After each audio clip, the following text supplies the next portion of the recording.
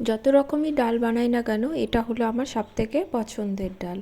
আজ বানাচ্ছি মোচা দিয়ে মুগ ডাল। নমস্কার বন্ধুরা, tasty dishes by Ruma channel আপনাদের সকলকে স্বাগত জানাই। মোচা দিয়ে মুগ ডাল করার জন্য প্রথমে আমি মোচাগুলো ভালো করে বেছে ঝুরি করে বানিয়ে নিয়েছি, তারপরে লবণ এবং হলুদ দিয়ে ভাপিয়ে নিয়েছি।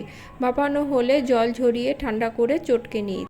এবার মুগ ডালটা আমি শুকনো খোলায় ভেজে নেব। ডালের রঙটা একটু পাল্টে লালচে রঙ গেলে ভালো করে ধুয়ে নুন এবং তেল সহযোগে সেদ্ধ করে নেব।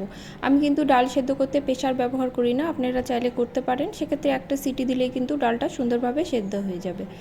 এবার কড়া বসিয়ে দিলাম, কড়াতে দিলাম 2 চামচের মতো সর্ষের তেল। তেল গরম হলে এতে ফোড়ন দেব জিরে, তেজপাতা এবং শুকনো লঙ্কা। ফোড়ন থেকে সুন্দর গন্ধ বেরোলে 1 চামচের মতো গ্রেট করে রাখা আদা এবং লঙ্কা কুচি দিয়ে দেব। দিয়ে মিনিট 2-এর মতো ভেজে নেব।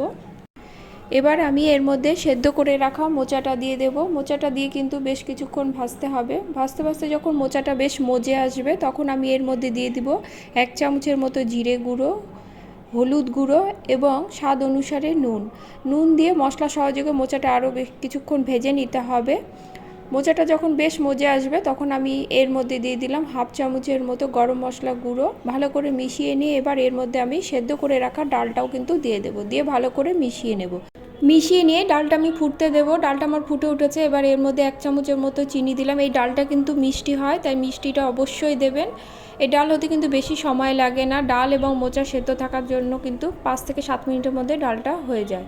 আমার ডালটা প্রায় হয়ে এসেছে। এবার আমি এর মধ্যে 1 চামচের মতো ঘি দিলাম। ঘি দিয়ে ভালো করে মিশিয়ে গ্যাসের ফ্লেমটা আমি অফ করে দেব। এই ডাল কিন্তু রুটি, ভাত সব কিছুর সঙ্গেই ভালো লাগে। নিরামিষ দিনে এই রেসিপিটি ট্রাই করার অনুরোধ রইল এবং ভিডিওটি ভালো লাগলে লাইক, কমেন্ট করবেন এবং সাবস্ক্রাইব করে পাশে থাকবেন। দেখা হবে পরে কোনো রেসিপি নিয়ে। সকলে খুব ভালো থাকবেন।